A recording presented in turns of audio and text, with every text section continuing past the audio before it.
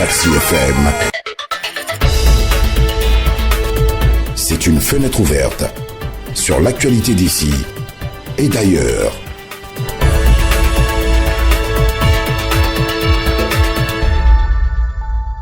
Mesdames, Messieurs, bonjour. Merci de nous retrouver sur Radio Taxi FM à Lomé avec les confrères Fioklo d'Anglenou, Joël Lega, Ambroise Ponjo et Acha Ibrahim. Nous reviendrons sur l'actualité socio-politique de notre pays. Nous parlerons de la sortie de crise politique au Togo. Cette semaine, disons le week-end dernier, la coalition des 14 partis a organisé des meetings à Lomé, notamment à Goué, Zongo, à Venou et à Baguida. Une occasion de remobiliser la base en vue d'une prochaine manifestation de rue. Avec les confrères, nous reviendrons beaucoup plus sur la sortie de crise au Togo. En attendant la reposition de la CEDEAO, nous évoquerons d'autres sujets de la société aussi.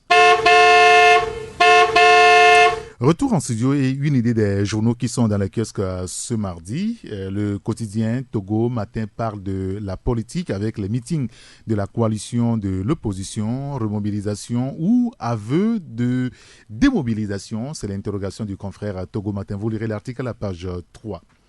Libéralisation du marché aérien en Afrique. Le MUTA démarre avec 26 États membres. Le confrère en parle. Elle revient également sur le concours d'écriture.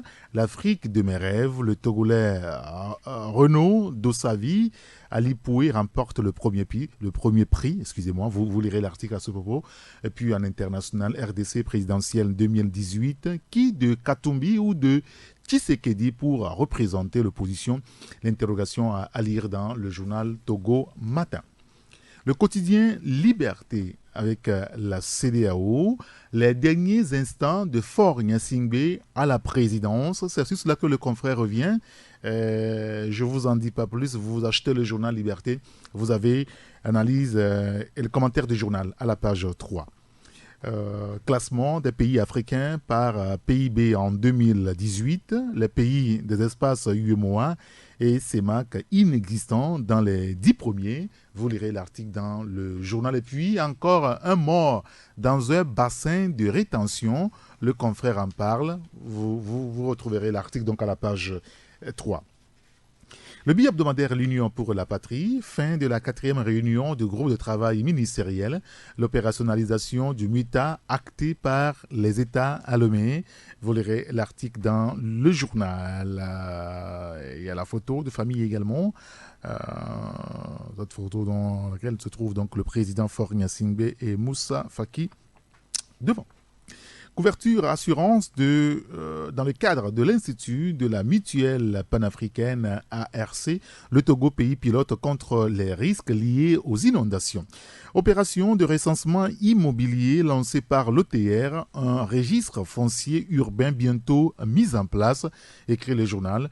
Le confrère qui revient également sur le salon Vivatech en France, au 3e salon d'ailleurs. Les Sina Lawson, le ministre, a défendu l'économie numérique au Togo et en Afrique. Vous lirez l'article dans le journal L'Union pour la patrie. L'autre billet hebdomadaire, l'Alternative, parle ce matin de la LCT, le terminal de la mort, écrit le confrère qui revient sur les conditions de travail des employés de ce côté-là. Vous lirez l'article à la page 3. Une convention nationale, 3 meetings, des actions de la C14 qui annoncent de grandes manifestations, écrit le journal. Le confrère qui revient également sur le soutien d'Emmanuel Macron à la candidature rwandaise à l'OIF, la fin de la francophonie, selon Victor Topanou, le béninois. Vous lirez sa tribune dans le journal L'Alternative et puis la chronique politique de notre confrère. Les averses de la déliquescence ou de la délinquance sous lesquelles se noie la gouvernance en Afrique. Vous lirez l'article dans le journal L'Alternative. L'autre billet hebdomadaire, l'éveil de la nation. Le confrère parle du groupe de travail ministériel du marché unique du transport aérien en Afrique, le MUTA. Faure Gnassingbé préside les travaux de la 4e réunion. Vous lirez l'article dans le journal. Entre guerre de positionnement, conflit de leadership et ego surdimensionné, la C14 à la recherche de sa vraie identité écrit le confrère. Le confrère qui revient également sur les propositions de sortie de crise, notamment celle des centristes. Les centristes qui épousent la position du groupe des 5 et dénoncent l'attitude ambiguë de la coalition des 14.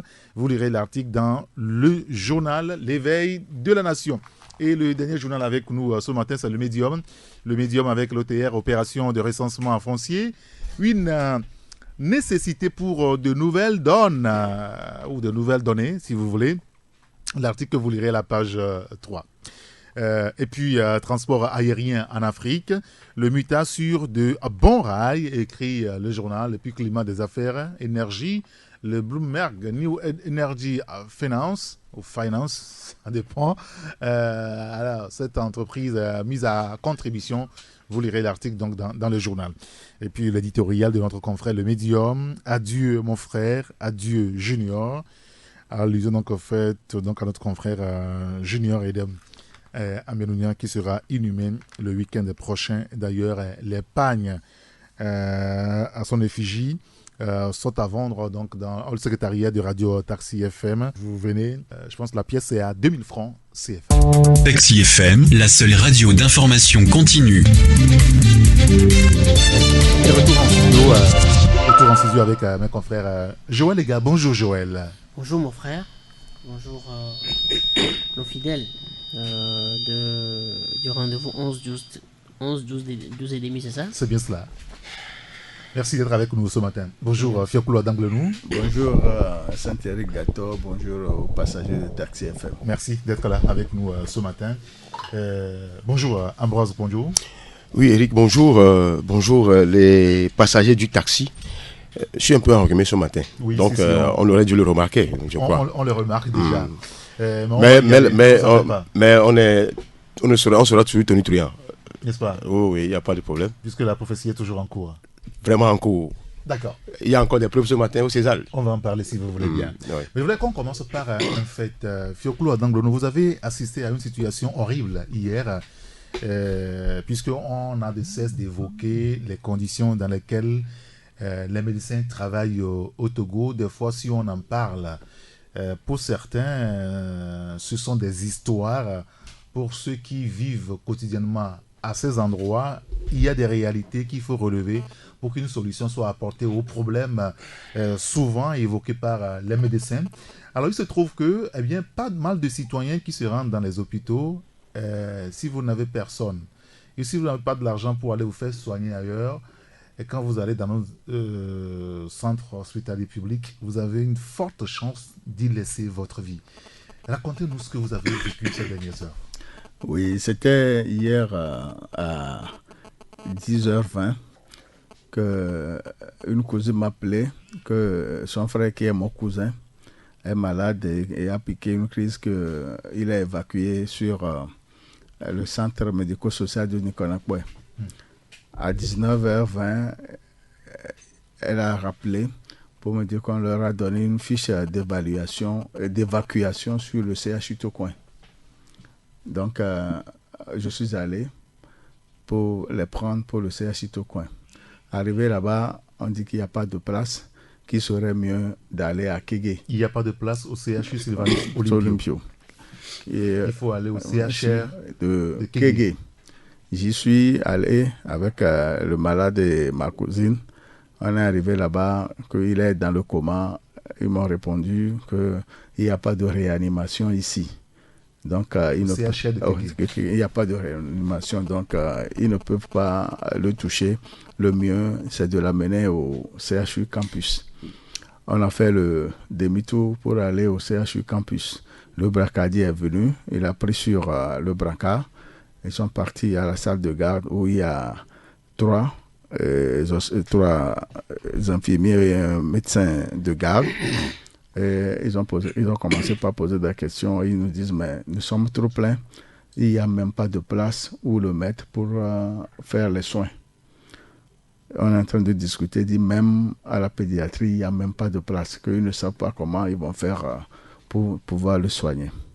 Au moment où nous engageons la discussion, le malade est décédé. Et c'est après le décès, il m'a dit, il s'est levé pour dire que bon, on va voir ce qu'on peut faire. Et je lui ai dit, mais mon cousin est déjà décédé. Il dit, comment tu le sais? J'ai dit, je vous dis qu'il est décédé. Examinez-le. Examinez-le. Et ils ont pris le truc là, il m'a regardé et je suis sorti de la salle. Ça m'a dit. Les deux cousines étaient sur le banc, je ne leur ai rien dit. Ils m'ont dit d'aller acheter le bon pour venir prendre le certificat de décès après. Ils ont rappelé le bracadier qui l'a emballé dans un drap et on l'a amené à la morgue. C'est presque le quotidien quand même au niveau des centres hospitaliers. Vous travaillez dans l'administration du CHU Sylvanus Olympio. Oui. Entre-temps, quand on dit souvent l'enfer c'est les autres, on prend ça à la légère. Mais hier, ce que j'ai vécu au cours de ces allers-retours et jusqu'au communiqué final qui est le décès, j'ai compris beaucoup de choses. Je me suis rappelé des discussions que j'ai eues avec Tchole Nyanou, le chef de Saint-Fort, qui me disait on ne réclame pas de l'argent, mais on réclame les équipements et les bureaux pour pouvoir soigner les malades. Et pour les 3 centres de santé, on n'a pas pu se faire soigner. Il n'a même pas été consulté, mon cousin en question. CHU Sylvanus Olympio, ils ne peuvent pas s'en occuper. Parce qu'il n'y a pas la place. Il n'y a pas de la place. Vous allez au CHR de Kégué. Ils ne peuvent pas vous envoyer parce qu'ils savent qu'on n'a pas la réanimation ici. Alors qu'il est dans le coma, il faut la réanimation. Donc, et vous allez au CHU Campus. CHU Campus. Ils peuvent faire le boulot, mais il n'y a pas de place place où on peut même le garder. Et sur le brancard, il est décédé dans la salle de garde. Joël, les gars, quand vous écoutez ça, Non, mais on va pas maudire le fait d'être togolais. Mais je crois que nous avons souvenance que les médecins ont grévé entre-temps dans ce pays pour juste l'amélioration de leurs conditions, pas de leur traitement salarial, mais qu'on leur offre les moyens de traiter les Togolais. Mais le hic est que dans notre corporation, nous avons vu des confrères marrer, titrer, mettre tous les titres surnaturels pour critiquer, vilipender ces médecins-là. Voilà que un d'entre nous vient de perdre un de ses proches. C'est en cela, moi je dis, mon frère, c'est-à-dire quand nous parlons d'élévation du niveau du débat, ce n'est pas des invectives, ce n'est pas de l'injure, ce n'est pas de l'orgueil, mais c'est plus que humain. C'est plus que humain, c'est-à-dire ce qui est évident, ce qui est bien, on ne peut pas à cause de quelque argument que ce soit, de quelque petitesse que ce soit, se permettre de vilipender, de s'amuser avec cela. Voilà un confrère à côté de moi qui vient de perdre un être cher. Ça peut arriver à n'importe qui, comme proche comme nous-mêmes. Comment est-ce qu'on peut dire CHR? On se rappelle quand le Premier ministre, l'ex-Premier ministre Sila Godi est parti traiter de tous les noms d'oiseaux les médecins, enfin les agents grévistes à l'époque, comme quoi lui, il ne se gêne même pas pour venir se soigner. Enfin, il ne se soigne pas au Togo. Je crois que ça fait 4 ans, n'est-ce pas? Oui, ça fait 3-4 ans. 4 ans. Donc, après 4 ans, on n'a pas daigné doter ce centre-là du minimum pour sauver, ne serait-ce que ramener la personne à la vie, quitte maintenant à trouver les moyens Il n'y a pas de réanimation. Voilà, il n'y a pas de réanimation. Et je me dis... moi, je serais foncé toujours contre cela, ce statut de deux Togolais. Parce que c'est quand même bizarre que dans les centres, qu'il n'y ait que des centres où là, ils sont équipés de réanimation et d'autres centres, il n'y a pas de réanimation. Justement, ça veut dire que selon le mal que tu souffres, il faut savoir vers où aller. Et quand tu vas là, le confrère dit quelque chose de très important. Dans la salle, on dit que ils sont déjà surpeuplés. Oui. Il n'y a pas de lit. Il n'y a pas de lit. Il n'y a pas de lit.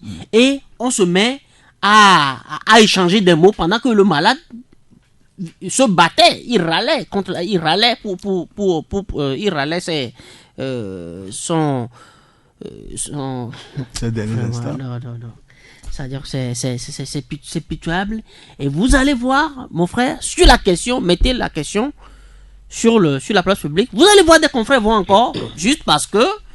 Bon, vous n'allez pas vous en prendre à vos confrères. Non, mais Eric, excuse-moi, qu'est-ce qu'on nous paye quand nous faisons cet exercice? Non, rien du tout. Justement, c'est ça notre citoyenneté. C'est ça, c'est ce que ceux qui nous racontent dans la rue demandent.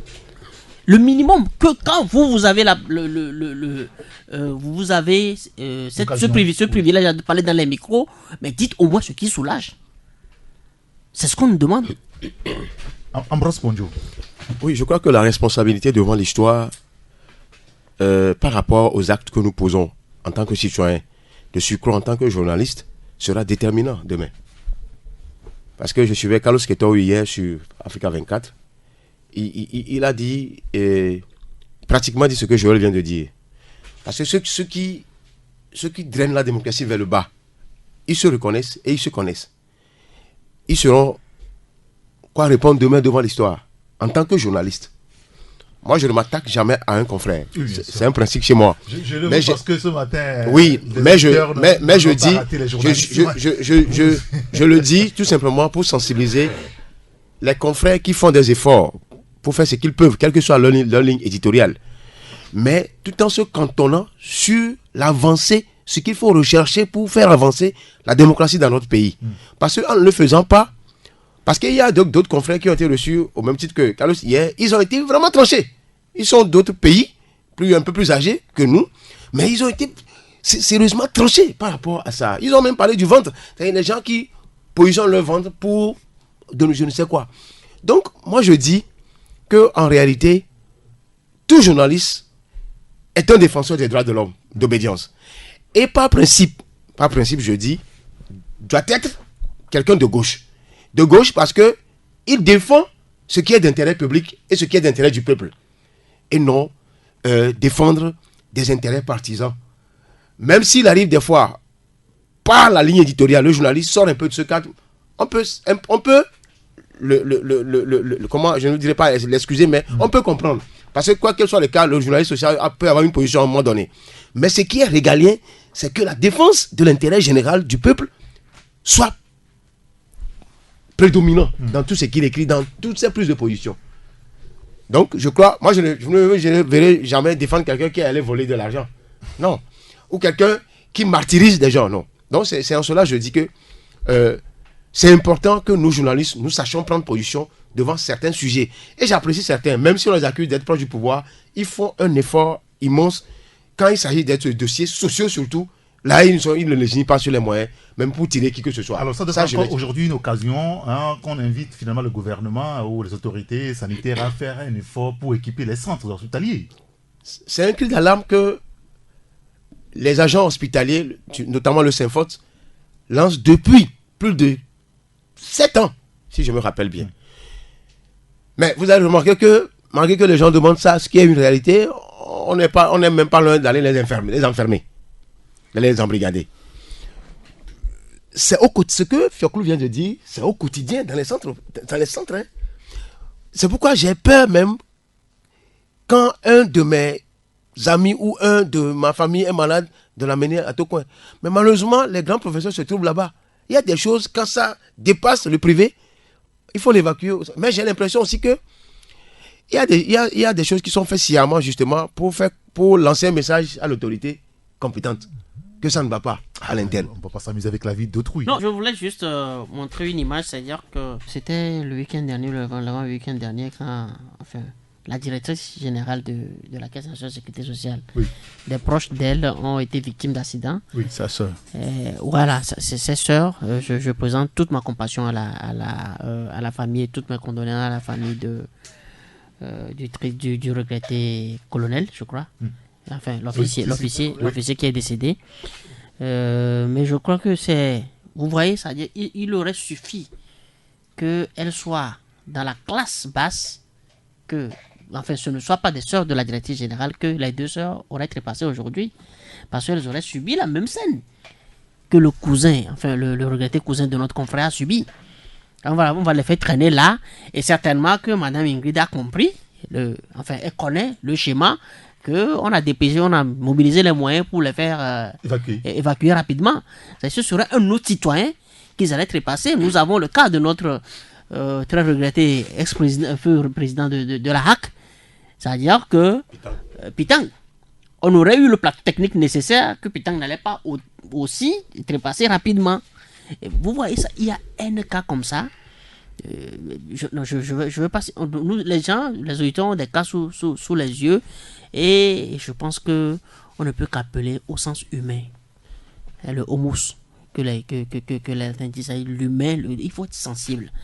Et ça ne coûte rien, parce qu'on ne peut pas comprendre qu'aujourd'hui, à ce niveau du mandat social, que le CHR, c'est l'hôpital, il fait office de l'hôpital secondaire, enfin le relais du CHU, le CHU de Kégué ne dispose pas de réanimateur. Oui. C'est un scandale. C'est inconcevable. C'est inconcevable. Pendant qu'on annonce, je crois, 20 milliards pour la construction d'un hôpital prochain, on ne sauve pas, on ne maintient pas les vies pour le moment.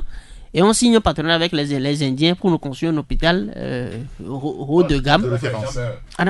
Non, mais c'est ça. Et surtout, ne tombe pas malade la nuit. C'est un éditeur qui a suivi Fioklou qui dit que ce que Fioklou dit là, il a été victime de ça. Que n'ait jamais une maladie grave la nuit. On t'amène au CHU. Oui, c'est-à-dire quand tu tombes malade, c'est comme tu es au pas du. Mais souvent, ces maladies-là, c'est souvent la nuit que ça arrive. C'est autant entre 1h du matin, minuit là. Il faut lancer un appel aux autorités sanitaires. Vous savez, les réalités sont telles que souvent, quand on en discutait, je disais que ce n'est pas moi. Aujourd'hui, hier, c'était mon cousin. Et étant chauffeur au volant qui a fait tout ce tracas, j'ai compris. J'avais tellement eu mal que je ne me suis pas dit responsable de sa mort. Je me suis dit, j'ai conduit comme il fallait, mais c'est la faute aux autorités. Merci beaucoup, Fioklou Adanglenou. Nous allons entamer la question politique de ce magazine. L'actualité semble être enrichie ce matin. C'est ce que la presse aime quand il y a de nouvelles informations, bien sûr, et depuis un certain temps, il y a un calme apparent dans le paysage politique. Le week-end dernier, il faut dire que la coalition de 14 partis de l'opposition a organisé 3 meetings synchronisés à Goé, Zongo, à Avenou et puis à Baguida. Ça s'est relativement bien passé. Mais sauf que ce matin, la PED a voulu faire une conférence de presse. C'est une association de la société civile qui voulait faire une conférence de presse pour proposer ces solutions de sortie de crise. La crise que traverse le Togo depuis plusieurs années. Sauf que nous avons appris que la conférence de presse a été finalement annulée parce que les forces de l'ordre ont envahi les lieux, empêchant donc la tenue de la manifestation. Alors pour en parler, nous avons réussi à joindre Maître Jean Yaouvi Degli. Maître, bonjour. Bonjour.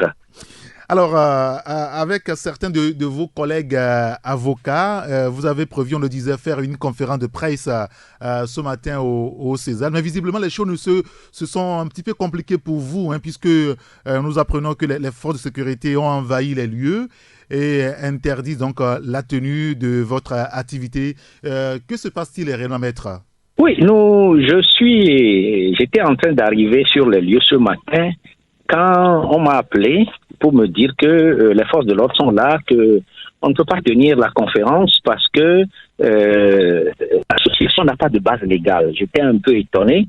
Donc, j'ai souhaité parler avec le commandant qui était là et qui m'a dit qu'effectivement, on les a envoyés parce que l'association n'aurait pas de base légale. Alors, j'ai été un peu étonné. Je lui ai expliqué. La PED est une association qui a été créée le 5 octobre 90. Officiellement déclarée selon la loi de 1901 qui accourt chez nous. Elle a fait des activités tout le temps. Elle a été à la conférence nationale, proposé une constitution pour ce pays, fait beaucoup d'activités jusque-là. Et elle a créé une autre organisation internationale qui s'appelle OPAD, Observatoire panafricain des droits de l'homme, dans lequel il y a des gens comme Abdou Diouf et autres.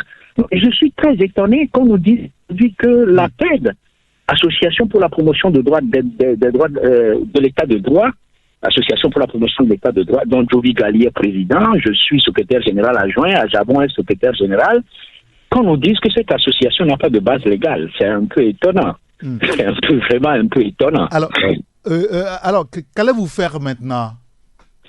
J'attends les autres, puisque je suis seul à arriver sur les lieux actuellement.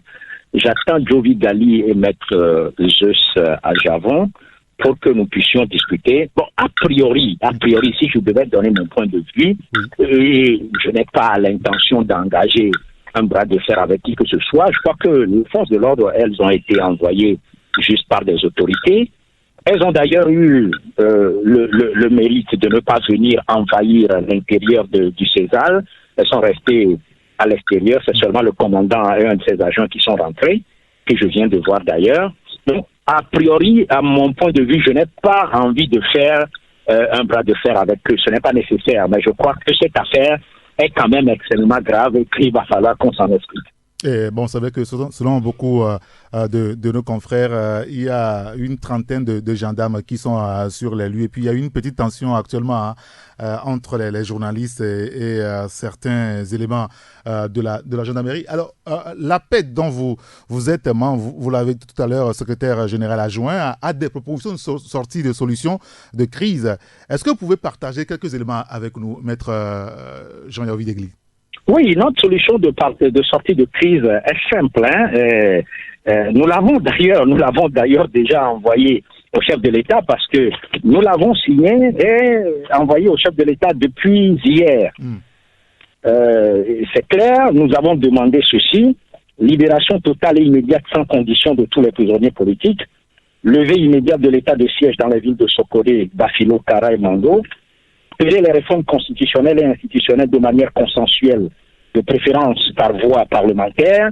Ces réformes doivent viser notamment, premier point, limitation du mandat présidentiel à 2 fois 5 ans, avec la formule « en aucun cas, nul ne peut faire plus de 2 mandats ». L'élection du président de la République à un scrutin uninominal majoritaire à 2 tours, le réaménagement des prérogatives entre le président de la République et le Premier ministre, notamment en matière de nomination aux emplois civils et militaires, la rénovation en profondeur du cadre électoral, y compris la Cour constitutionnelle, la restauration d'un véritable ministère de la Défense nationale dirigé par une personnalité civile. Alors, point 4, nous avons la mise en place d'un gouvernement de transition avec un Premier ministre désigné au sein de l'opposition démocratique. Point 5, en vue de garantir la transparence et l'équité des prochaines consultations électorales, une instance internationale neutre et indépendante devra remplacer la CENI pour l'organisation et la supervision des locales, des législatives et de la présidentielle en 2020. Une force de la CEDEAO devra être déployée sur l'ensemble du territoire national avant, pendant et après les élections, comme ce fut le cas en 1993 avec les forces françaises et burkinabées. Cela permettra de rassurer les populations togolaises traumatisées. Point 6. 6 mois après la mise en place du gouvernement issu des élections législatives, les États généraux de la défense nationale doivent être organisés pour trouver une solution définitive aux problèmes récurrents armée-nation. Point 7. Pour répondre à l'esprit de la Constitution du 14 octobre 1992, dans sa version originelle, l'APED estime que le chef de l'État, Faure Gnassingbé, devra de lui-même prendre la décision, en toute âme et conscience, de ne pas se porter candidat à l'élection présidentielle de 2020. Il marquera ainsi l'histoire. Voilà les différentes propositions que l'APED voudrait faire au cours de sa conférence de presse. Très bien, écoutez, on a compris. Merci beaucoup, Maître Jean-Yves Degli. C'est moi qui vous remercie. Et beaucoup de courage à vous et bonne journée. Merci, pareil. Alors, là, on vient d'écouter Maître Jean-Yves Degli. Joël, les gars, quel est votre commentaire? Finalement, on peut comprendre pourquoi est-ce que leur manifestation a été perturbée, empêchée de se tenir, finalement. Non, là, tu me poses... Non, tu m'amènes à analyser le fond. Parlons d'abord de la forme, puisque on a interdit la manifestation pour la forme. Oui, bien sûr. Mais voilà que l'avocat vient de casser, vient de mettre carrément en brèche l'argument qui a interdit... Qui a milité en faveur. Voilà, qui a milité en faveur de l'interdiction de cette manifestation. Enfin, dans la forme. Maintenant, quand tu demandes le fond, Restons sur la forme, excusez-moi, restons un moment sur la forme, on va revenir tout à l'heure sur le fond finalement. C'est vrai que ce n'est pas la première fois finalement dans ce pays qu'on observe ça, surtout ces derniers temps, où tout rassemblement cherchant à évoquer la situation politique est systématiquement interdit. Comment est-ce qu'on peut expliquer ça? Non, avec non, vous. enfin, On a vu récemment le cas du Togo debout. Oui, justement, on ne va pas dire tout rassemblement, puisqu'on a vu UNIR faire des rassemblements, UNIR fait des manifestations politiques. Bon, c'est vrai aussi Bon, que le week-end dernier, la C14, oui, la C14 a tenu ses rassemblements politiques. Il est difficile pour certains de tenir des rencontres évoquant la situation politique. Et le dénominateur commun, excepté le cas du professeur Wolo, qui d'abord, ce n'était même pas une activité politique qu'il voulait tenir à Akara, c'était carrément à l'endroit et sur l'invite d'une association. Le dénominateur commun, c'est que très souvent c'est des rencontres, c'est-à-dire d'éveil social. C'est des initiatives prises par des activistes de la société civile qu'on interdit. Ah, d'accord. Voilà, c'est-à-dire, vous pouvez être debout. Tout mouvement cherchant à éveiller les consciences est automatiquement étouffé. Pas à éveiller les consciences, pas en faveur du pouvoir. Pas en faveur du pouvoir, parce que quand on parle de la société civile, vous voyez par exemple le CJD. Le CJD qui organise à profusion tous les jours que tous les jours que Dieu fait des trucs. Des conférences de presse, des sensibilisations, etc. Il n'a jamais été interdit. Mais non, je crois qu'on n'a pas besoin de ça aujourd'hui. C'est-à-dire que si les avocats sont arrivés là, maintenant, moi je voudrais toujours pour la forme, je veux rester dans la forme. Quand vous voyez les 3 avocats, entre-temps, Maître Jussa Javon, il a été relayé sur les médias une sortie qu'il leur a fait, pas en faveur de la C14. Oui. Pas en faveur de la C14. Mais voilà que ce Maître Javon se retrouve aujourd'hui dans la peine. En octobre dernier. Et il se retrouve dans la peine pour faire, enfin, co-signataire de la déclaration qui a été mise qui est actuellement sur les réseaux sociaux. Ça dérange. Jovi Gali, jusqu'à la preuve du contraire, l'UFC n'a pas encore ne s'oppose pas encore véhément à unir. L'UFC fait des propositions. Jovi Gali est membre de l'UFC. Oui. Jusqu'à la preuve du contraire. Et, bon, malgré que le Jovi Gali ne soit pas totalement, enfin, ne soit pas un radical, le fait qu'il fait partie des 3, enfin, qu'il signe cette déclaration, ça dérange. Je me limite pour le moment pour la forme. Fioclo Adanglenou, ces interdictions intempestives, finalement, est-ce que ça ne pose pas problème d'un certain nombre de points de vue? Moi, ce que je peux dire concernant cet événement de ce matin, c'est que les organisateurs tels que Maître Javon, Degli, Maître Jovi Gali, sont les anciens qui ont participé à la conférence nationale, oui, et de surcroît des hommes politiques très avérés. Compte tenu de leur manteau d'avocat, ils ne parlent pas en tant qu'avocat, mais ils parlent au nom de leur association qui est la PEN, qui veut dire Association pour la promotion de l'état de droit et de la démocratie. Dans le contexte actuel, depuis 19 août jusqu'à ce jour, ils se sont tus et voilà qu'ils ont trouvé l'occasion pour s'exprimer. Et tout ce que M. Degli vient d'énumérer relève effectivement de ce que la C14 a réclamé ou bien réclame, et de ce qu'une partie de la population aussi réclame. Bon, le fait d'interdire cette conférence ce matin, comme l'a dit Maître Degli, qui ne comprend pas pourquoi c'est interdit.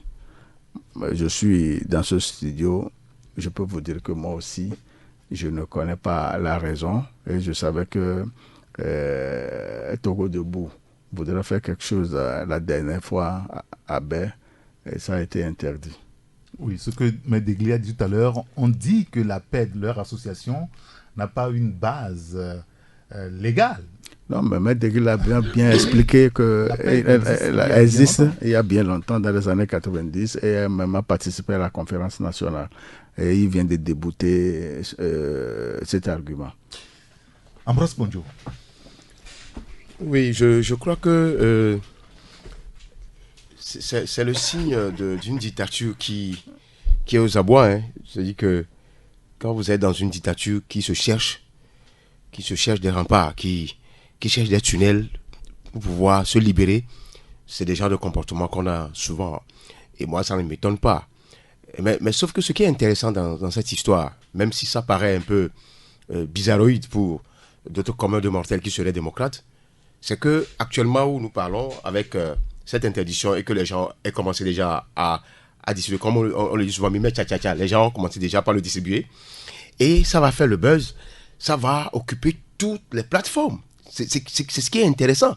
La preuve, Degli a intervenu sur Taxi FM qui est très suivi actuellement. Si sur d'autres radios aussi ça se fait, l'aura que l'information là, ou la contenance même de la déclaration aura apporté lorsqu'il y aura une conférence de presse qui se limiterait certainement, ou peut-être au niveau des 7h et 8h et midi, ça ira au-delà même des frontières et ça ira au-delà des attentes. C'est ce qui est intéressant à gagner dans ça. Donc ça voudrait dire que le pouvoir togolais a toujours fauté en multipliant des erreurs. Tout en s'approchant de sa fin, multiplie les erreurs. Le samedi, la semaine dernière, le ministre Yark, répondant un petit peu aux questions de nos confrères de RFI, a dit que le centre communautaire de Baie n'est pas le salon de Maître Raphaël Pandé Adjaré ou de professeur... Oui, cette manière aussi de répondre à une association reconnue légalement par l'État togolais est un peu bizarre, parce que ça veut dire que entre griffes, le ministre même sonne le glas comme quoi il y a un problème entre le pouvoir togolais et ces gens d'association. Ce qui donne une connotation ceux qui sont à l'extérieur sauront en même temps, c'est les dents de déclaration qu'il faut éviter. Ils sauront qu'ils ont des griefs contre des associations, alors que les associations des droits de l'homme, naturellement, ont un fonctionnement que tout le monde connaît dans tous les pays. Donc, moi, quand je suivais tout à l'heure M. Degli, Maître Degli, et j'ai lu sur la plateforme avant même d'arriver en studio, j'ai dit, tiens, voilà des gens qui sont même allés loin, puisque la C14, ça veut dire que la C14 doit dormir tranquille, puisque elle qui se veut défenseur du peuple peut dormir tranquille en attendant d'aller au fond de sa revendication, mais il y en a qui soutiennent, au-delà des attentes de la C14, des revendications qui sont plus pointues et plus cousues, qui puissent faire fléchir le gouvernement. Et l'erreur, certainement, que nos amis avocats ont fait sans le savoir, c'est d'avoir adressé. Ils veulent suivre la légalité. Au Togo, il n'y a pas la légalité. Et ils l'invoquent seulement, ils ne le font pas. Pour avoir envoyé ça en avance à la présidence, c'est une erreur monumentale. Non, je ne devrais pas le faire. Non, je dis non. Moi, je dis non. Nous sommes dans un pays qu'ils connaissent. Ils connaissent bien ce pays-là. Voilà qu'ils ont envoyé le courrier. La présidence a connu ce qui est dans le fond. On envoie des militaires. C'est une proposition. Ça n'a pas été envoyé qu'au président de la République. Oui. Ça a été envoyé à ceux qui sont concernés. Il y a les protagonistes. Oui. Ceux-là ne sont pas des protagonistes de la crise. Nicolas Lasson fait si bien. Avant d'envoyer sa lettre à la masse, il la voit en même temps dans la presse. Non. Aussitôt la conférence finie, Maître Degli, Maître Aziavon et Jovi Gali, que je respecte beaucoup, peuvent envoyer leur courrier maintenant à la présidence. Ils seront mis devant le faire complet. Je suis désolé. Non, je pense... C'est un point de vue. Oui, ça, c'est votre point de vue. Et je martèle que l'erreur... Je ne crois pas que ce soit une grave erreur, mais c'est quand même une petite erreur qui a été commise, qui a ses conséquences aujourd'hui. Mais le contenu est déjà connu. Non, je pense que... Joël. Je pense que les stratèges du palais de la présidence auraient l'esprit plus calme, qui n'allaient pas cautionner. Ils allaient plutôt tout faire pour que cette conférence de presse tienne. Voilà. Parce qu'aujourd'hui, nous sommes à l'heure des réseaux sociaux. On a vu le cas Kounté. Oui, le Kofi Kounté. On a empêché le rapport. Mais le vrai rapport est aujourd'hui dans les médias des Nations Unies. Et c'est ce rapport-là qui a permis, qui a plaidé à ce qu'on revienne en septembre 2016, rendre les crimes, la torture imprescriptible. Oui. Donc, au finish, c'est-à-dire qu'on choisisse la voie brutale, qu'on renonce au tact, etc. C'est inutile. Mais aujourd'hui, vous ne pouvez plus empêcher quelqu'un qui veut dire quelque chose de le dire, d'arriver à sa finalité. et puis, quand même, ce ne sont pas de petits hommes. Ces avocats, ils ont quand même l'adresse. Ils ont des répondants. Donc moi, pour revenir sur le contenu, je crois que ça va de soi. Hein. Ils ont corsé carrément l'addition. Ils ont corsé et il demande qu'on remplace carrément la CENI par une autre instance internationale, neutre, indépendante, qui doit organiser les élections. On y est justement. C'est-à-dire que parce qu'eux, ils vont au-delà non, de la CENI. en fait, nous, je faisais une analyse en fait avec un tic-tac, je faisais une analyse sur une campagne déguisée qu'on avait enclenchée en temps, repris par, je le dis clairement, le pasteur Bavon, c'est ça? C'est comme ça on l'appelle? Le pasteur Bavon qui a pris le devant pour devancer... Le devant de quoi? Qui a pris le devant de la campagne pour demander officiellement, il y a cela une semaine, je crois, qu'on mette en place une CENI. À la seule différence que lui dit qu'on laisse fort compétir. Moi, je ne me prononce pas sur la question. Qu'on laisse fort compétir ou pas, c'est... Ça ne règle pas le problème selon vous. Non, ça veut dire que moi, je ne me prononce pas sur ça. Je ne me prononce pas sur cette question. Mais les réformes, on y tient. Tout le monde veut les réformes. Et maintenant, lui propose qu'on mette en place une CENI composée de... En fait, j'ai l'impression que quand tu connais les canaux de ces trois avocats, les avocats de la paix, quand tu connais les canaux, ça veut dire qu'on a eu vent. On a eu vent de cette disposition qu'on va prendre pour contraindre le pouvoir. Donc, on a mis les gens en avant. On a lancé les gens sur les rails pour dire non, il faut mettre en place une CENI, mais avec des mains. Est-ce que vous voyez? C'est-à-dire qu'on a voulu faire de la récupération, on a voulu devancer les faits.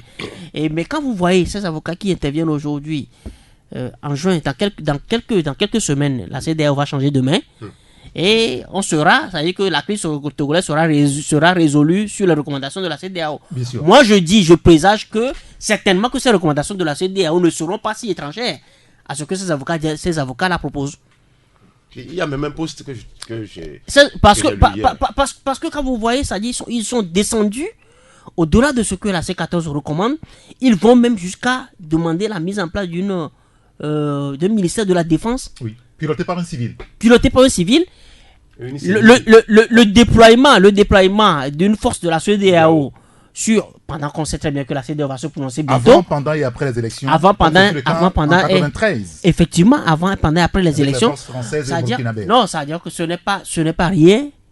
Quand vous voyez, peut certainement dans les câbles diplomatiques, vous allez voir, ces pistes-là sont en train d'être explorées aujourd'hui. Nous l'avons toujours dit, les gens le prennent. Même pas avec légèreté, avec petitesse. Ils le prennent avec petitesse parce que j'emprunte l'expression que tu as rapportée de France, Afrique 24, ils sont guidés par le ventre. On raisonne, on ne raisonne pas, on raisonne. On le prend comme ça, mais bon, quand les événements évoluent, parce que on a l'impression qu'il y a quelque chose qui ne tourne pas rond. Oui, mais en même temps, excusez-moi, on a l'impression qu'il y a... Joël, les gars, Fioclou à d'angle nous, mais quand ces avocats proposent, ça reste une proposition, bien entendu, ce n'est pas une exigence, que Faure Gnassingbé, par exemple, le président de la République, fasse une déclaration publique pour dire qu'il ne sera pas candidat en 2020, on peut se poser beaucoup de questions. Il n'y a pas de base légale. Rien ne l'empêche de le faire. Pour la candidature de Faure Gnassingbé, seule la Cour constitutionnelle peut décider. Dirigé par qui? Si les réformes sont faites, on doit avoir un accord politique. S'il n'y a pas cet accord politique, personne, aucun parti politique, aucune association ne peut décider de la candidature de Faure Gnassingbé. Mais lui seul, comme il l'a dit.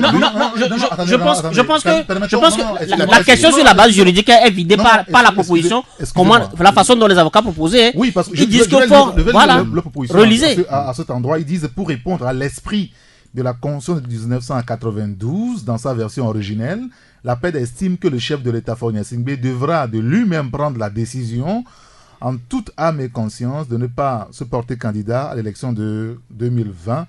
Il marquera ainsi l'histoire. Je voulais quand même que Fioclou arrive au bout de son raisonnement.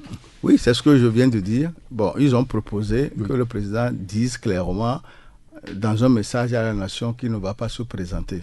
Et ce qu'ils ont dit n'est pas une obligation, c'est une proposition. Bien sûr. C'est une proposition. Et moi, je dis, s'il n'y a pas d'accord politique pour que tout soit là, toutes les 8 propositions soient exécutées, seule la Cour constitutionnelle va décider de sa candidature ou non. Le cas de la CENI. J'ai dit dans ce studio que l'accord politique peut revenir sur la composition de la CENI et que tout ce qui a été fait peut être refait parce que l'accord politique a décidé de... Et c'est là le consensus. S'il n'y a pas de consensus, il doit y avoir problème.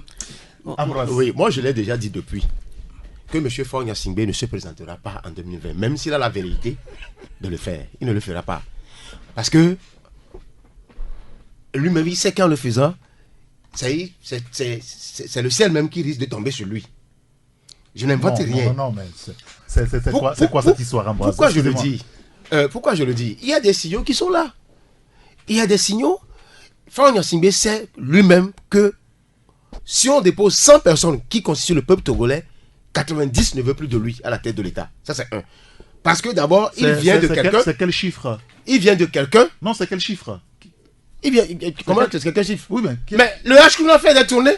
On a suivi les résultats de ces tournées. Non, ils n'ont jamais dit que 90% non, ne veulent pas. Tout est publié sur les réseaux sociaux. Oui, que même ils ont confirmé. Non. Nous, on est allés aux informations. Oui. Partout, ils sont passés. À Tapamé, Mango, Tapaon. Je vous dis. Ça, oui. Mais les estimations sont faites pour quoi? C'est au constat des faits. Ça, c'est ça. Maintenant, je te dis que aujourd'hui, ce que nous disons aujourd'hui, c'est que quand nous nous rions, des fois, les gens disent c'est quoi, il certifie tout ça là. Je dis que moi, mon intuition, les gens appellent, on parle de prophétie, mais Dieu a ses prophètes. Quand il y a des gens qui sont nés pour voir loin, je dis que, je l'avais déjà dit ici, que le régime de Faure Gnassingbé est conjugué au passé.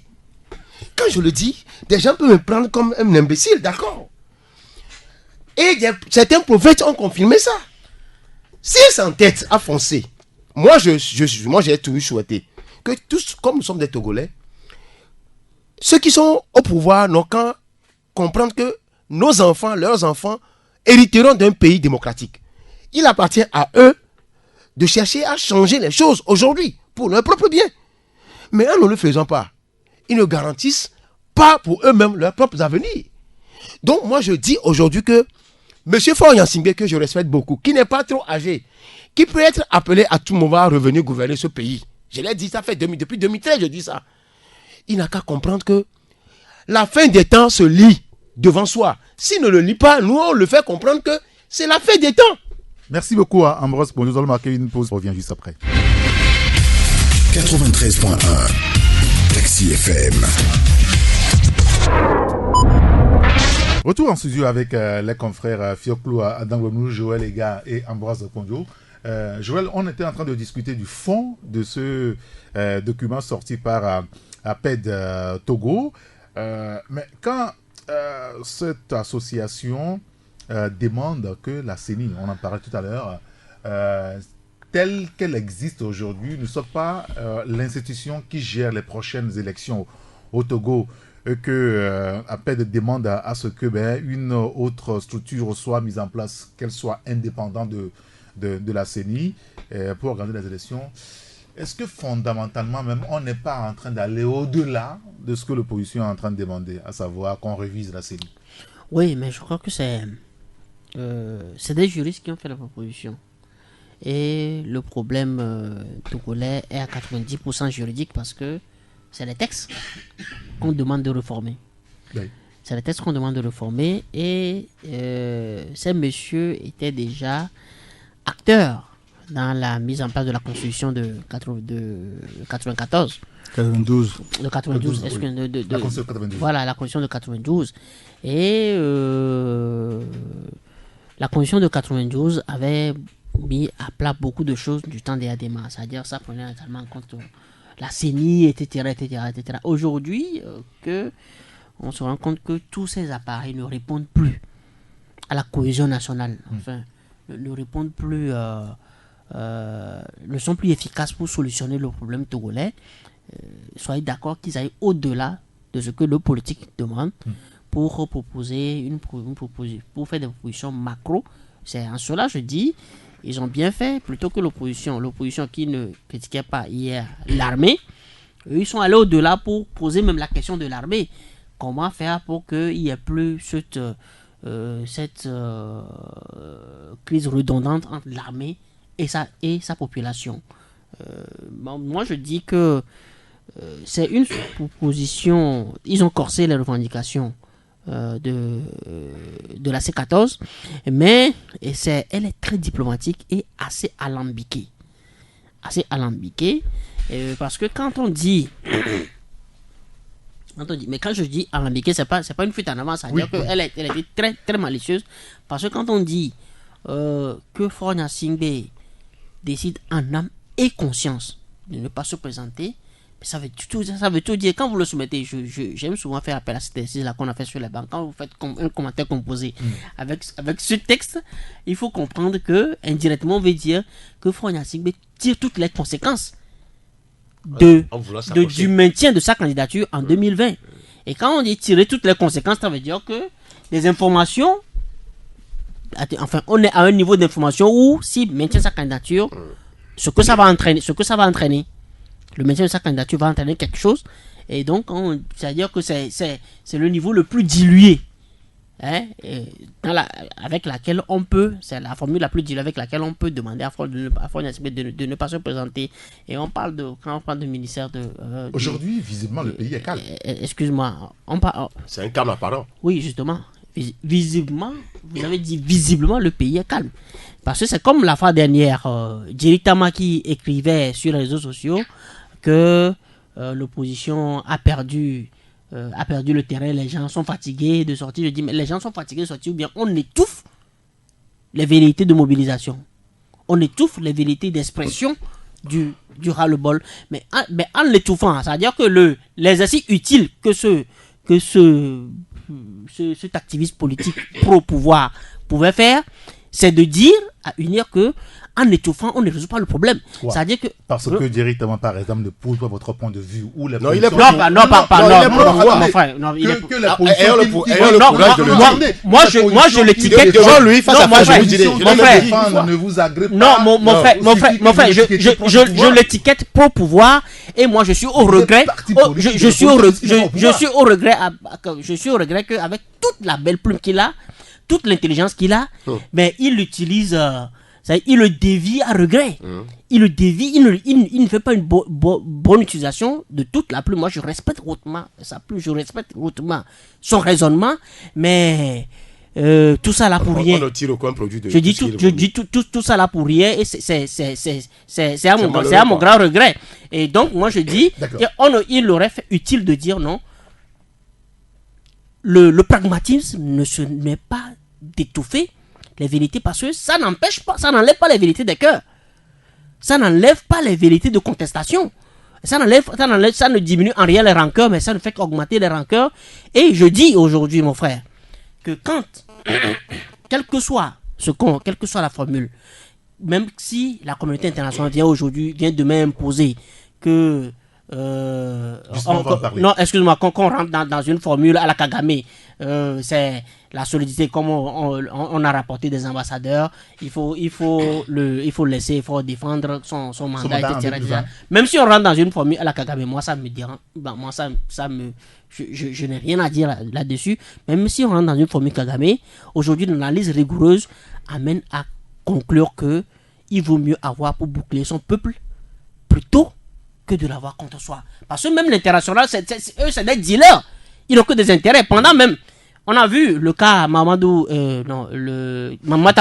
Tandja. Oui. On a laissé Tandja en roue libre. Il a reformé la constitution, etc. Il a tout fait. Pendant qu'on lui a donné toutes les garanties, c'est le soir que ceux-là qui nous avaient donné les garanties sont venus le dégommer. Donc ça veut dire que aujourd'hui, justement, des velléités là ici chez nous, vous voyez. Mon frère, quand vous êtes avec justement, il faut rien exclure. Quand vous êtes avec l'international, sachez que ces gens-là, ils n'ont que des intérêts. Et aujourd'hui, je dis, le cas togolais fait partie des critères de convergence de la monnaie unique CEDEAO. L'alternance, ça fait partie des critères de convergence de la monnaie unique CEDEAO. Et là, quand on parle de la monnaie unique CEDEAO, ce n'est pas nous. La CEDEAO est devenue aujourd'hui un gâteau où on envoie on prend le Maroc comme main opérateur, mais c'est les Occidentaux qui sont derrière. Il faut avouer. Fioclo Adanglenou, la situation telle qu'elle se présente aujourd'hui, est-ce qu'on pourra parler à l'heure actuelle d'un Togo calme ou un Togo qui s'apaise tout doucement? Le dialogue politique qui a été amorcé il y a 4 mois ne donne pas encore de résultats, alors que les acteurs à l'époque parlaient de 10 jours qui seraient assez ou largement suffisants pour régler les problèmes togolais. Est-ce que ce calme ne doit pas faire plus peur que ce qu'on pense? Moi, je dis non, en ce sens que la C14 qui mobilisait les gens dans la rue, on a trouvé une formule pour dire que pour le moment, les manifestations de rue ne doivent être faites. La C14, ne pouvant pas rester les bras croisés, a jugé utile de faire des meetings dans les quartiers pour remobiliser ses militants. Ce qui a été fait dans 3 cantons dans la ville de Lomé. Ce que les gens ont souvent dit ou écrit sur les réseaux sociaux par rapport à ce qui s'observe sur le terrain. Ça fait de cela quelques semaines, les violences et autres là qu'on a observées entre-temps ont presque cessé. Et c'est les meetings, que ce soit du niveau du parti au pouvoir ou des partis de l'opposition, qui ont pris le pas. Et en plus, ce week-end, l'ANC, au départ, parlait de congrès, mais finalement, c'est une convention qui a eu lieu. Bon, cela veut dire que les activités politiques s'opèrent et sans violence. Ce qui veut dire que la paix précaire peut être acceptée. La paix précaire. Heureusement que le qualificatif précaire est Ambroise Kondjo. Vous savez quoi, est-ce que ce n'est pas redoutable aujourd'hui? La paix, elle est précaire, mais depuis, on semble ne pas trouver une solution qui puisse la rendre définitive. Est-ce que c'est pas redoutable en réalité? Moi, je ne peux pas parler que c'est redoutable en ce sens que dans les jours à venir, le destin du Togo ne sera plus dicté par les Togolais. C'est la communauté de la CEDEAO qui va prendre le devant. Un autre danger? Ce n'est pas un danger, mais moi je trouve ça comme une nécessité, puisque les acteurs politiques ne se parlaient plus jusqu'à 15 février où cette réunion a eu lieu, et jusqu'au dialogue. Et depuis que le dialogue est interrompu, de la communauté est-ce qu'elle peut être opposable au peuple togolais, par exemple? La CEDEAO n'a pas encore donné ses principes. Si la CEDEAO vient et dit aujourd'hui, nous pensons que c'est comme ça, c'est comme ça, c'est comme ça, elle doit tenir compte aussi des aspirations du peuple et des gouvernants. Ce qui veut dire que le mot consensus, qui n'a jamais existé depuis 2006, doit renaître. Et c'est de ce consensus que l'accord politique doit naître et qui doit obliger le Togo à prendre de l'envol pour les élections futures. C'est-à-dire les deux parties. Oui, je crois que la communauté internationale, moi je n'ai pas tellement foi à ces gens-là, mais je dis qu'elle a été dribblée une fois après 2005. Pas ce pouvoir. La CEDEAO. Y compris la CEDEAO, y compris l'Union africaine, tout ça, après l'accord politique global, les Obasanjo sont là pour témoigner. Ils ont compris que les gens, mais ils ont joué au malin, ils les ont dribblés, et ils ont continué pour rester au pouvoir. Cette fois-ci, ça ne passera plus. C'est ce que je crois. Parce que la CEDEAO ne voudra plus créer un précédent dangereux. La CEDEAO intervient souvent dans le cadre de la légalité, certes, mais aussi dans le cadre plus de la légitimité, c'est-à-dire lié au peuple. En faisant quoi? Le cas de la Gambie, par exemple. Oui. Mais la Gambie avait été dans un syndicat des chefs d'État. Mais ça n'empêche pas la CEDEAO de faire régner ce qui est de la légitimité, reconnue au peuple. Ça peut se passer au Togo. Mais les gens peuvent beau avoir... Les gens ont plus de 200 000 militaires. Mais ils se sont rentrés dans le trou. Parce que c'est l'intérêt du peuple qui passe en premier. Quand les gens ont pris les armes en Colombie, 50 ans après, à un moment donné, ils ont trouvé le chemin de la paix. Aujourd'hui, il y a des partis qui ne veulent même pas entendre parler de ces gens-là. Oui, ça a toujours des répercussions, tôt ou tard. C'est pourquoi je dis à nos frères et sœurs qui sont au pouvoir, le Togo ne vous appartient pas, ça nous appartient à tous. C'est le moment ou jamais de négocier avec l'opposition. Vous-même, vous êtes là, vous n'arrivez pas à vous entendre. Mais d'aucuns viendra d'ailleurs pour vous imposer ça. Mais pas contre le peuple togolais. Parce que quand une institution étrangère à un peuple vient imposer quelque chose, le peuple revient toujours à la charge. C'est ça la réalité. Oui, mais- C'est ça. Est-ce que c'est ça qu'il faudra redouter désormais parce que On risque de créer un précédent dangereux. Depuis avril que la CEDEAO a tenu sa réunion ici à Lomé, elle a fait des recommandations, elle demandait même à ce que Nana Akufo-Addo et puis professeur Alpha Condé s'associent aux Togolais pour trouver une réponse au problème que d'ici fin juin, une proposition soit faite à la CEDEAO pour qu'elle, n'est-ce pas, conclue ça en recommandation. Et depuis, visiblement, on ne sent rien venir. Oui, Souvent, ça- dans les ça- couloirs, ça- les discussions se mènent. Mais est-ce qu'on pourra à la fin opposer cette décision, cette recommandation de la CEDEAO aux Togolais? Oui, mais attendez, nous sommes dans la CEDEAO, c'est à 3 niveaux. Ou quand hein. vous refusez de décider, Non, mon frère, on décide à votre place? Mon frère, il y a la CEDEAO économique, Oui. il y a la CEDEAO Politique. politique des chefs d'État, et dans cette CEDEAO politique, même tant de politique que économique, c'est la CEDEAO des communautés. Oui. C'est C'est ce qui est souvent dit. Voilà, c'est l'espace communautaire. C'est-à-dire que on est dans une communauté où on a au niveau déjà à Accra, je crois il y a de cela 2 ou 3 ans, on a demandé que l'alternance soit scellée dans les textes de base de la CEDEAO. Vous croyez que c'est pour les beaux yeux de quelqu'un?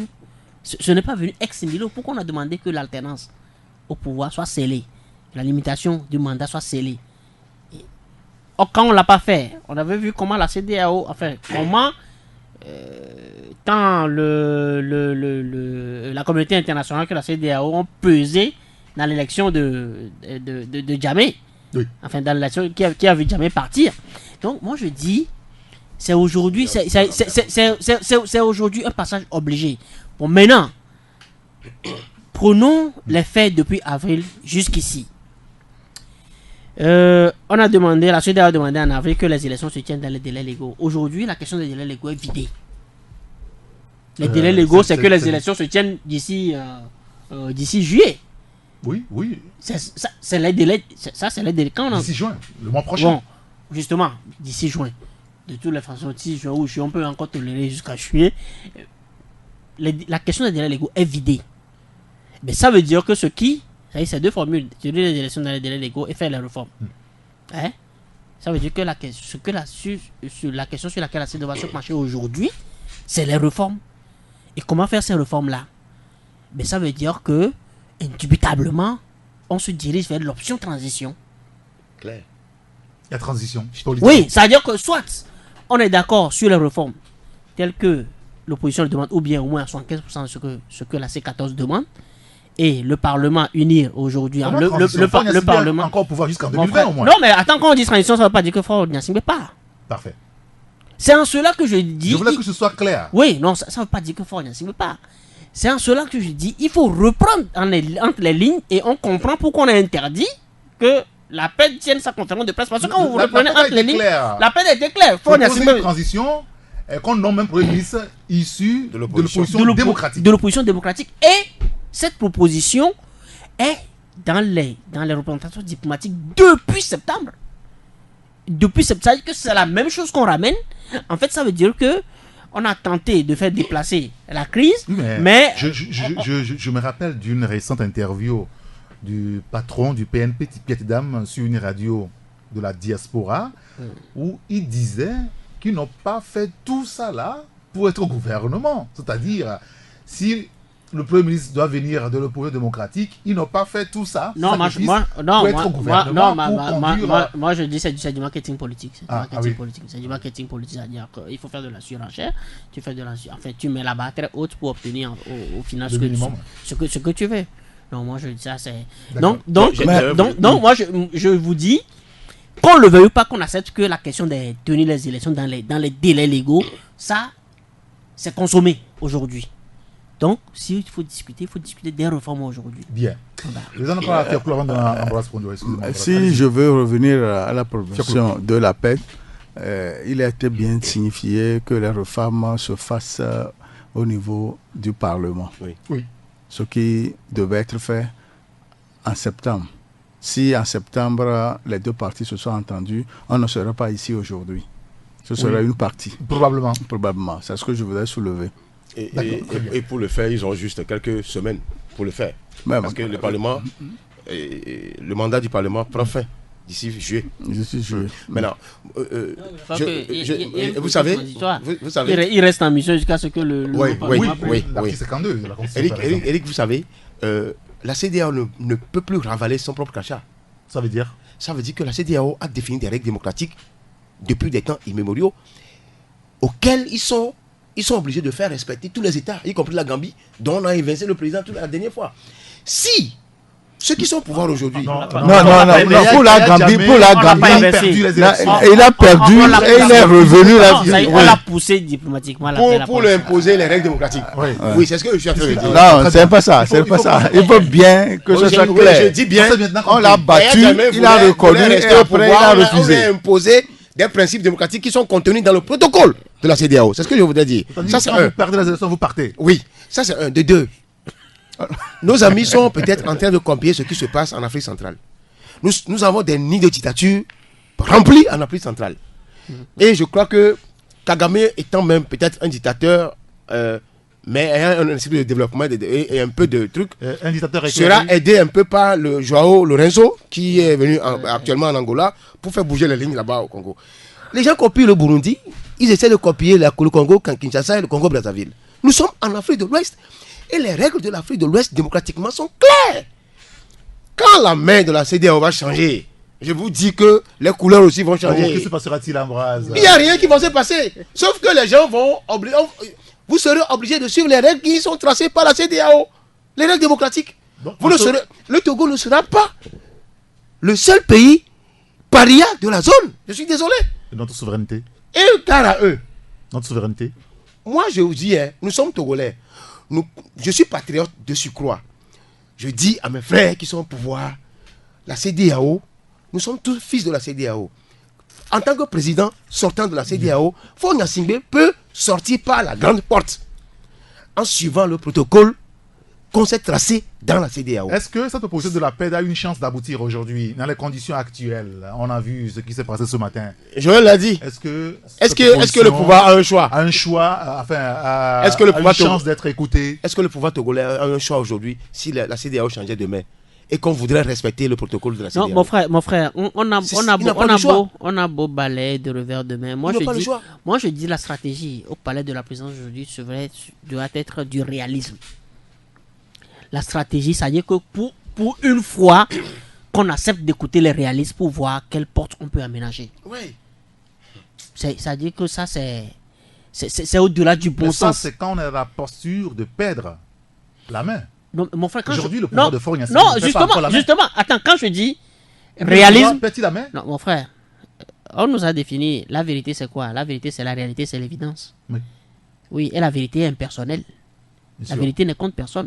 Mais qu'est-ce que vous entendez par perdre? Qu'est-ce qu'on attend? Justement, c'est cette définition-là qu'on doit quitter le pouvoir. Est-ce que c'est perdre?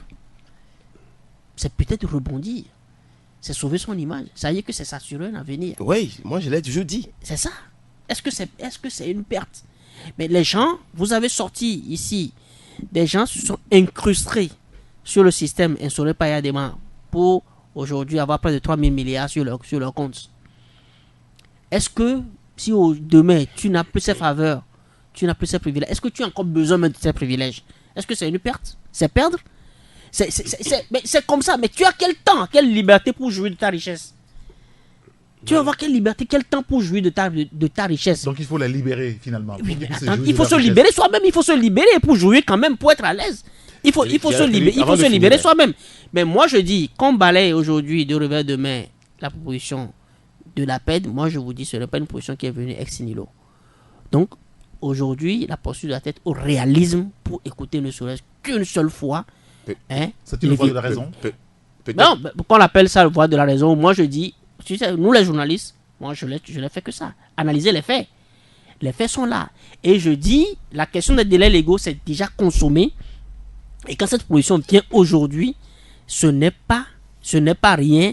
Donc on doit faire avec cette proposition-là. Bien. Je vais terminer avec un sujet qui m'est Ou bien on n'a pas encore quitté le sujet là? Nous avons 4 minutes pour rendre l'antenne. Bon. Mais Oui. pour ce sujet. Oui, je voudrais dire que les propositions de la PED ne sont pas contraignantes, mais elles servent pour mieux réfléchir et recadrer la crise.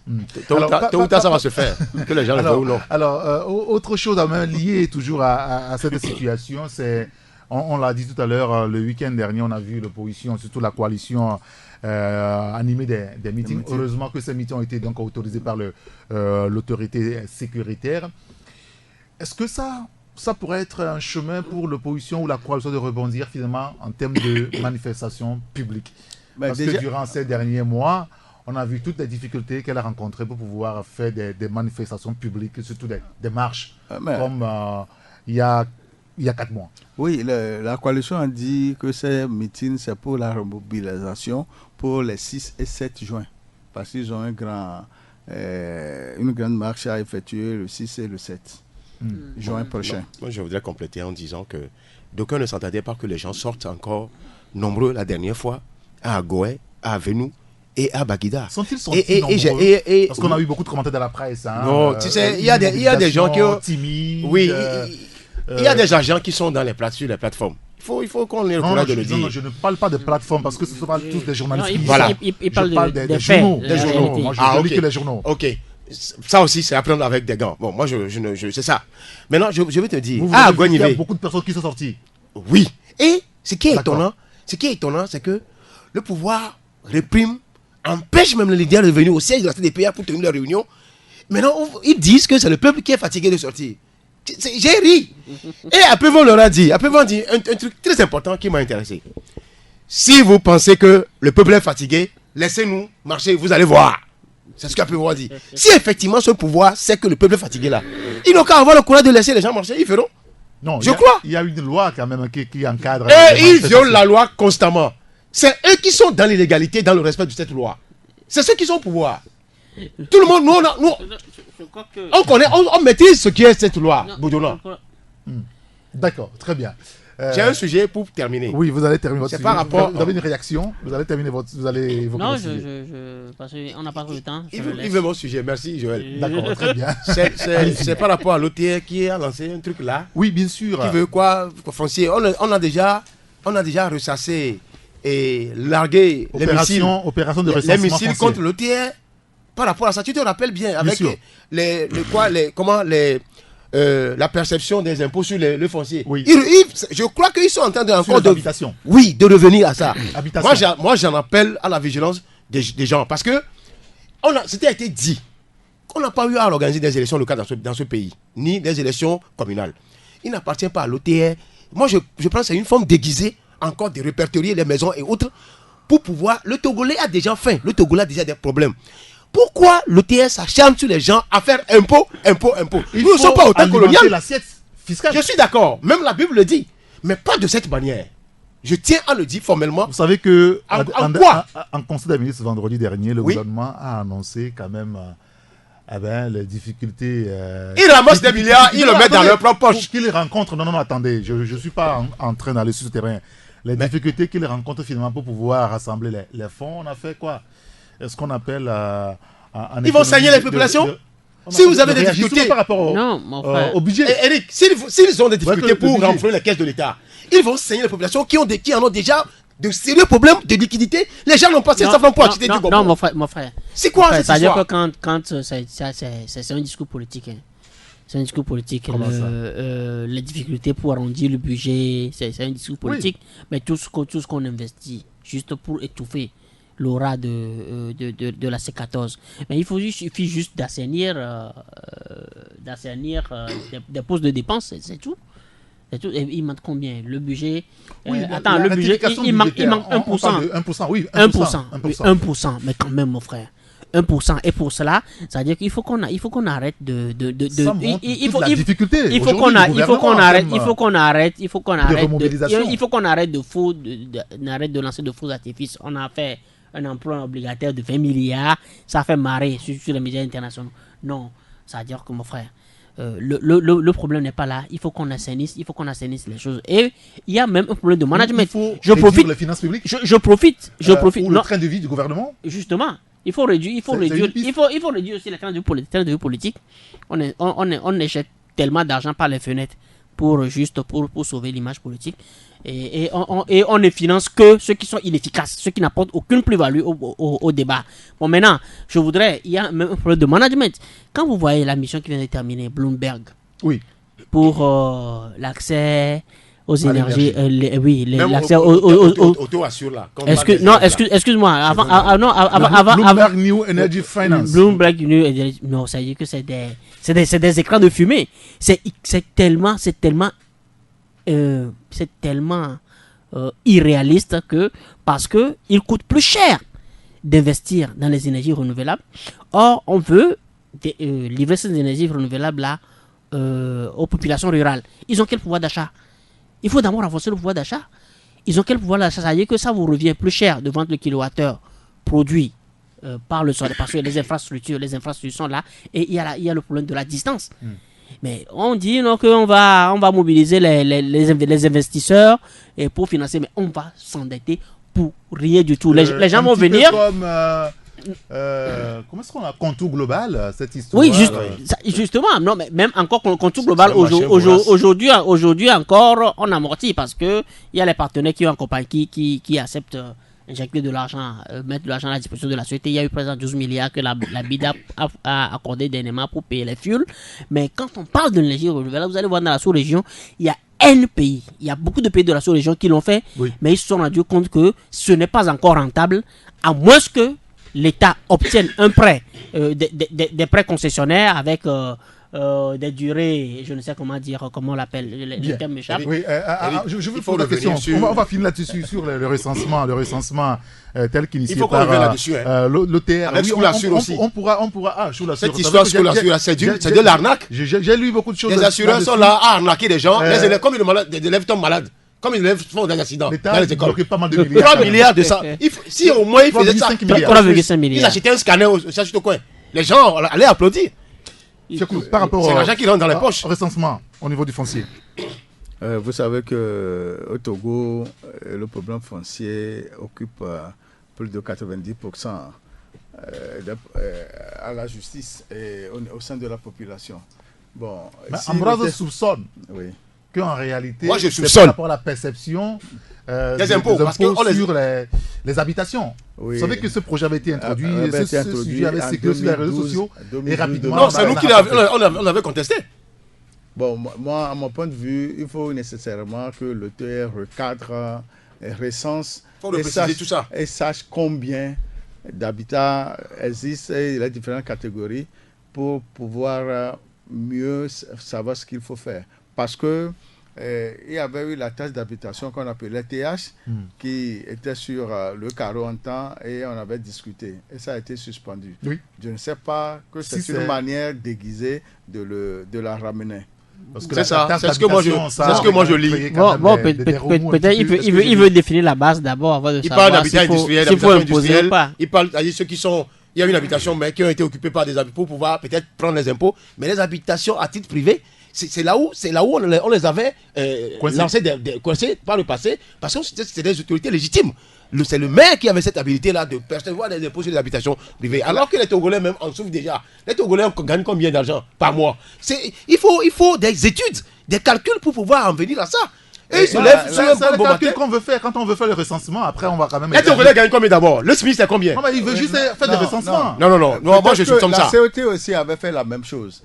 Pour la COT, on se comprend. Mais pour l'OTL là, on a fait branchement, usage domestique et usage professionnel ou industriel qui n'avaient pas la même tarification. Messieurs, merci beaucoup. Ambroise Kponjo, le patron du journal des Guardianes. Joël Lega, le patron du journal Fraternité. Demain dans les kiosques. Bien sûr, mon frère. Notre confrère Fioclo Adamlo, le patron du journal L'Enquêteur. Messieurs, merci beaucoup. Merci à Dia Prosper. Merci de nous avoir suivis. Tout à l'heure, à 12h45, vous suivrez le journal avec Jean-Marie Leblanc. Nous, on vous retrouve demain pour une nouvelle aventure sur la radio. D'ici là, portez-vous bien. Au revoir. 93.1 Taxi FM, premier sur l'actualité.